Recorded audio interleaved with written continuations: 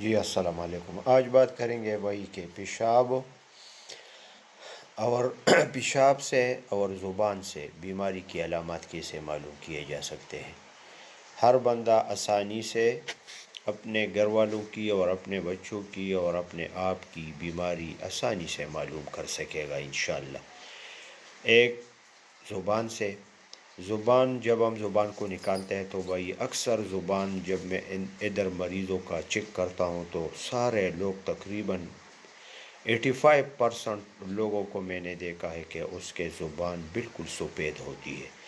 تو جب ہم اس سے پوچھتے ہیں کہ بھائی پیشاب کتنا آتا ہے تو وہ بولتے ہیں پیشاب بہت زیادہ آتا ہے۔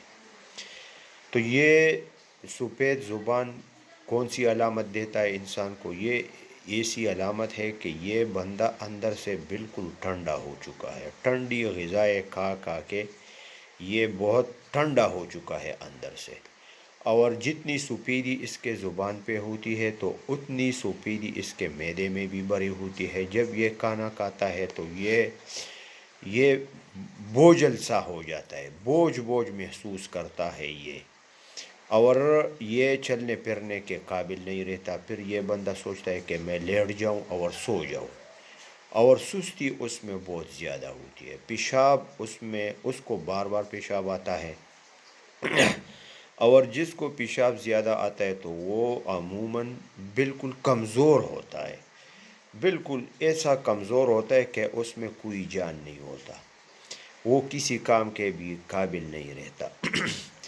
تو ایسے انسانوں کو کیا کرنا چاہیے؟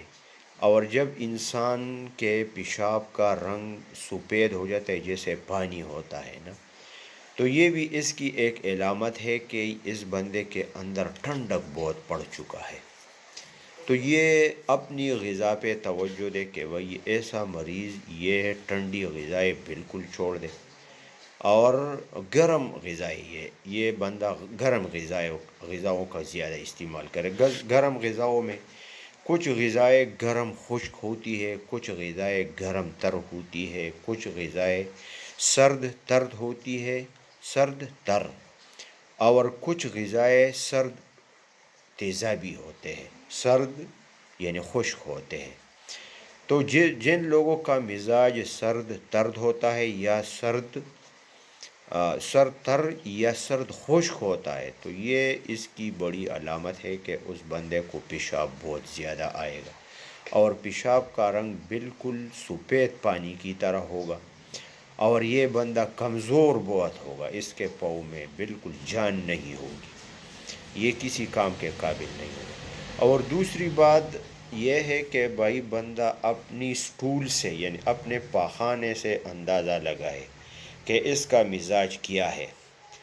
جس بندے کا پیشاب سفید آتا ہے تو لازمی بات ہے کہ اس بندے کا قبض ہوگا، جب واش روم میں قضاء حاجت کے لیے جائے گا تو وہ کم از کم 10-15 منٹ ادھر بیٹھا ہوا ہوگا، اور وہ کچھ نکالنے کی کوشش کرے گا لیکن کچھ آسانی سے نکلے گا نہیں، اور اس کا پاخانہ ایسا آئے گا کہ اس میں کوئی چکناہٹ نہیں ہوگی، بغیر چکناہٹ کا پاخانہ اس کا نکلے گا اور زور لگا کے نکلے گا۔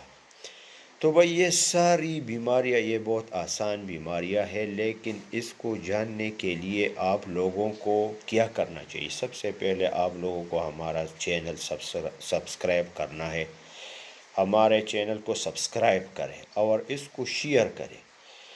ہم یہ کام جو کرتے ہیں بھئی یہ اللہ کی رضا کے لیے کرتے ہیں، حالانکہ میں خود جب حکمت کا کام میں سیکھتا تھا تو پشاور میں میرا ایک استاد تھا، تو اس استاد کے ساتھ ایک نسخہ تھا۔ جب میں اس کے پاس جاتا تھا تو وہ تھوڑا سا نسخہ مجھے دیتا تھا، وہ تقریباً 1 ہفتے کا نسخہ مجھے دیتا تھا۔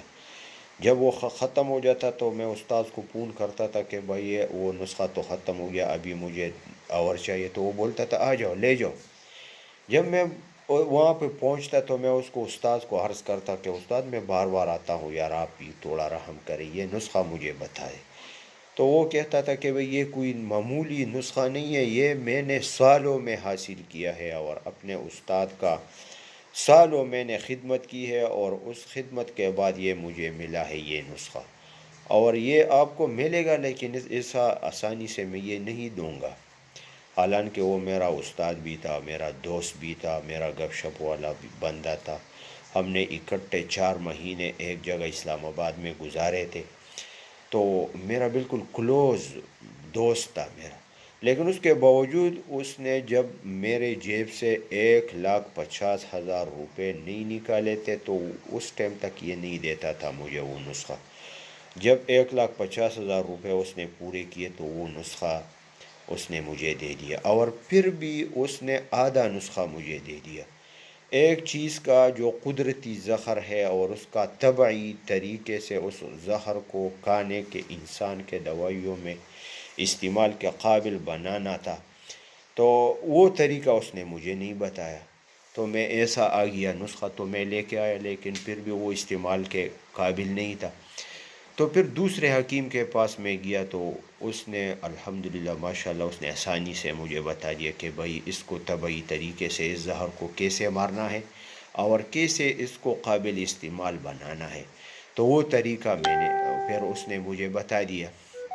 تو بھائی آج ہم فیس بک پہ اور اپنا یوٹیوب چینل پہ ہم لوگوں کو بتا رہے ہیں کہ بھائی یہ کس طرح ہوتا ہے، یہ کیسا ہوتا ہے۔ بھائی آخرت کی فکر ہے کہ بھائی ایک دن تو قبر میں جانا ہے، اور قبر میں جا کے انشاءاللہ جب یہ صدقہ جاریہ فیس بک پہ اور یوٹیوب پہ چلے گا تو انشاءاللہ اس کا ہمیں اجر ملے گا، اور یہ لوگ اس سے فائدے اٹھائیں گے۔ ایک دن تو مرنا ہے، لیکن یہ کام میں صدقہ جاریہ سمجھ کے کر رہا ہوں، لوگوں کو بتا رہا ہوں، انشاءاللہ لوگ اس سے فائدے اٹھائیں گے۔ لیکن آپ لوگوں کی بھی ذمہ داری ہے کہ اس کو زیادہ سے زیادہ شیئر کرے کہ سارے لوگوں تک پہنچ جائے۔ کسی سے ہم 1 روپے کا مطالبہ نہیں کرتے۔ جو لوگ اگر شوقی ہے تو جن لوگوں کا جو بھی مرض ہے وہ ہمیں اپنے واٹس اپ نمبر پہ، میرے واٹس اپ نمبر پہ مجھے بتا سکتے ہیں، میں اس کو رائے دے سکتا ہوں، اور انشاءاللہ آپ لوگ یاد رکھیں گے کہ انشاءاللہ ہر مرض بغیر دوائی کا ٹھیک ہوگا۔ انشاءاللہ اللہ کا ایسا نظام ہے، اللہ پاک بہت مہربان بادشاہ ہے۔